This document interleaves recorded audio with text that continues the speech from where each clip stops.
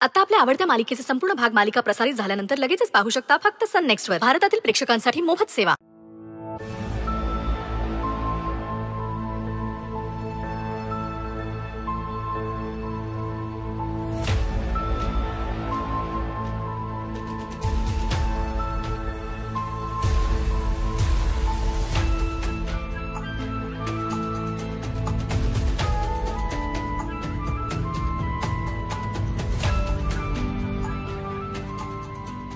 अगं तारे, आता ना देवळामध्ये लोकांची लई गर्दी व्हायला लागली आहे.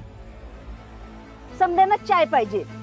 छोटूला एकट्याला कसं जमायचं? हा, जाणार हाय आजी मी. एवढ्या गौऱ्या थापून झाल्या की मग जाईन. पोरी, आज काय झालं तुला?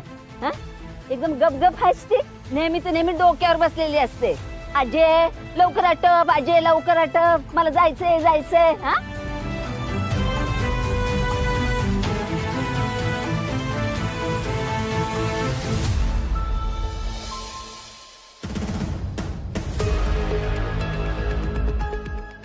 तारा,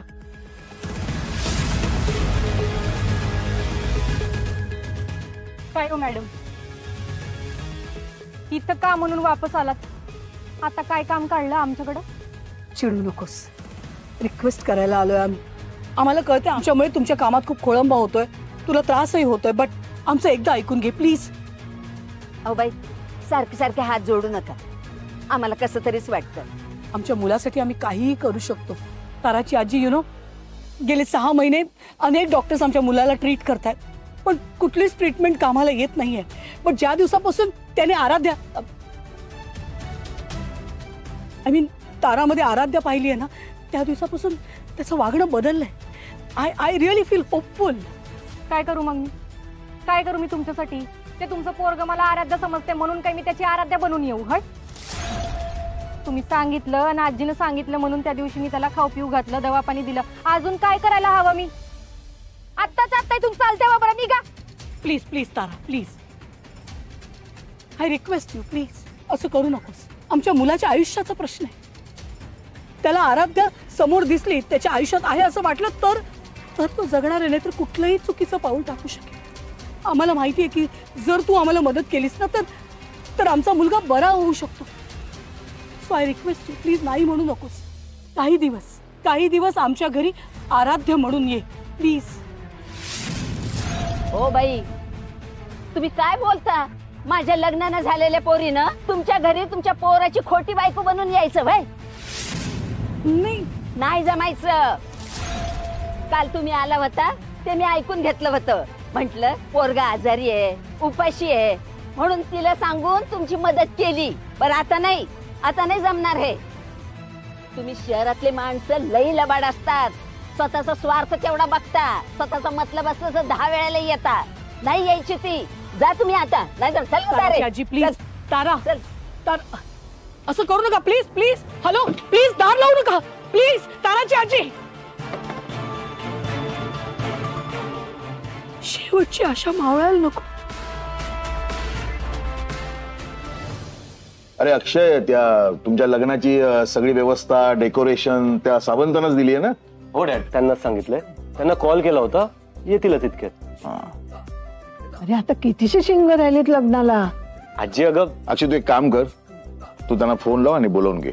एक काम आपण पूर्ण करत जाऊ. हा बघ आला. ये बाबा, ये थोडा उशीर झाला यायला, पण सगळं प्लॅनिंग करून आलोय. तुम्हाला कॅटलॉग दाखवतो, काय काय सिलेक्ट केलंय ते. अरे श्रेयस, ये बाळा, ये. श्रेयस, मी पण बघणार. हो बघ. हे बघा, तर आपण इथे सगळे लाईट लावू. त्यात अनेक पॅटर्न्स आहेत. त्याचबरोबर आपलं जे फुलांचं डिझाईन आहे, त्या म्हणजे स्टेजवरच्या नवरा नवरींचं.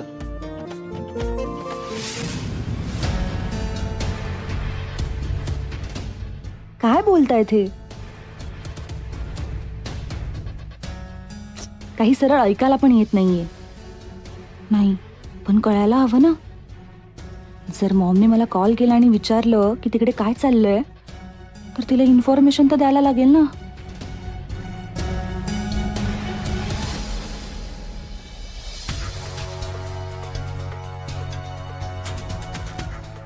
नवरा नवरीच्या स्टेजवरचं म्हणजे यांनी आमच्या लग्नाच्या तयारीला सुरुवातही केली आहे. ग्रेट. फायनली माझं आणि अक्षयचं लग्न होतंय. Maugham, thank you. बरं झालं तू मला इथे ठेवून गेलीयस. डेकोरेशन केल्यावरती असं दिसेल. सगळ्यांनी बघून घ्या आणि मग सिलेक्ट करा. श्रेयस, तुला पण आवडलं ना? मला पण आवडलं, ते छान दिसतंय. श्रावणी, तुला पण आवडलं ना? हो, आपण असंच करूया. नाही नाही, हे काय, हे असलं काही नाही करायचं. हे खूपच ओल्ड फॅशन आहे. म्हणजे पूर्वी असे लोक यूज करायचे ना हे सगळं.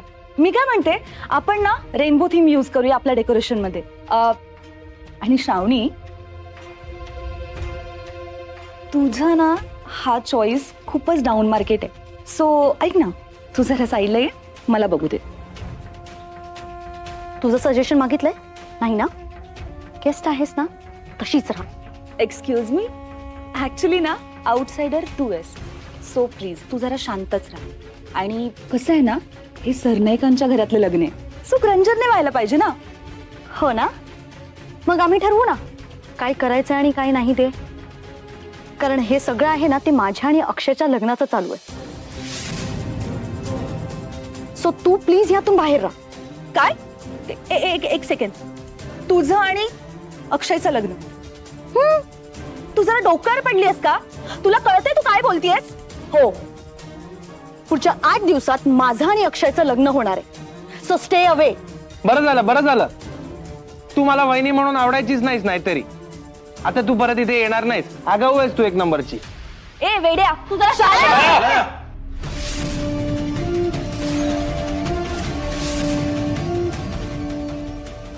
आमच्या घरात उभी राहून तू माझ्या भावाबद्दल काहीही बोलतेस.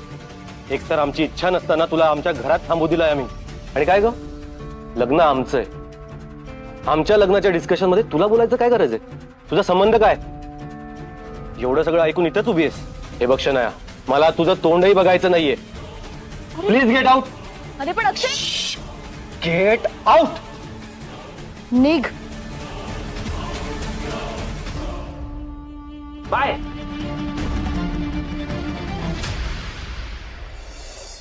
जाऊ दे रे, वेडी आहे ती. आपण दुर्लक्ष करायचं.